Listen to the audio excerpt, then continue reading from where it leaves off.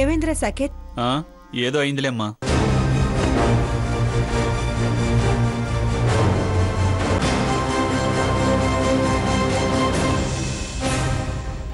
తాతయ్య వీళ్ళ రోగం కుదిరేలా వాతేదో పెట్టుంటారు.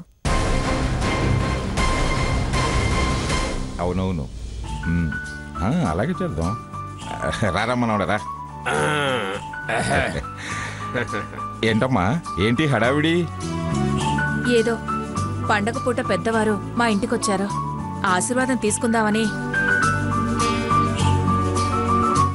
మాలాంటి వాళ్ళింటికి మీ అంత పెద్దవాళ్ళు ఎందుకొస్తారు? మాకీ అదృష్టం ఎప్పటికి దక్కాలి? చూడమ్మా, అలా మాట్లాడి నన్ను పరాయవాణి చేయొద్దు. మీ మంచి మనసు ముందు మా పెద్దతనాలు గొప్పతనాలు చాలా చిన్నవి. కలిమి లేకపోవచ్చు గాని కావలసినంత కలివిడితనం, వెలకట్టలేనంత అభిమానం చూపించే మనుషులు మీరు.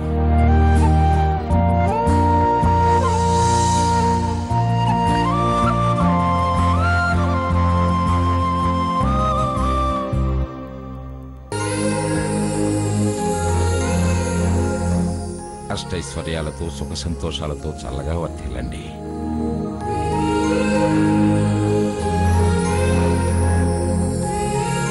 శకుంతల, రాధాకృష్ణ, మీరు కూడా ఆశీర్వాదం తీసుకోండి. అలాగే వెళ్ళమ్మా.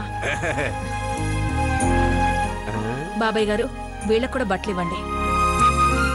రామ్మా.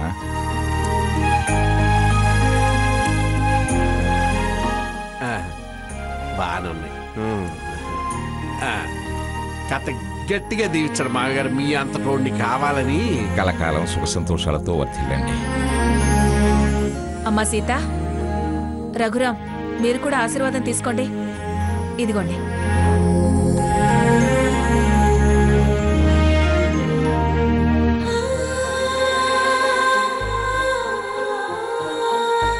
నిండు నూరేళ్లు పిల్లా పాపలతో అష్టైశ్వర్యాలతో చల్లగా వర్ధిల్లండి.